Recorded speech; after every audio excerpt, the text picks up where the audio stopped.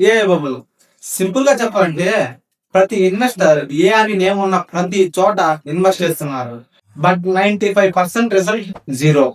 Nvidia, క్విటా, Microsoft ఈ మూడు జైంట్స్ ఏఐ టెక్నాలజీలో స్కై రాకెట్ అయ్యాయి. యుఎస్ లో 85% ప్రాఫిట్స్ ఈ మూడు నుంచి వచ్చాయి. అండ్ వెల్కమ్ టు అబెట్ market in part of 128 days. Investors అందరూ ఏ భూమిలోకి వస్తుందని చెప్పేసి అందరు ఇన్వెస్ట్ చేశారు. బట్ ఇప్పటిదాకా వెయిట్ చేసినా కూడా ప్రాఫిట్స్ కనపడట్లేదు. అండ్ 2026 లో ఇన్వెస్టర్స్ అందరూ ఏ కొలాప్స్ అవబోతుందని ప్రెడిక్ట్ చేయడం కూడా స్టార్ట్ చేశారు. అందుకే సేఫ్ జోన్ లోకి ఎలా వెళ్ళాలని కూడా ఆలోచిస్తున్నారు. బట్ రీసెంట్ గా గంట క్రాష్ అవడంతో ఓవర్ ఎక్స్పెక్టేషన్ వల్ల అందరూ ప్యానిక్ మోడ్ లోకి వెళ్ళిపోయారు.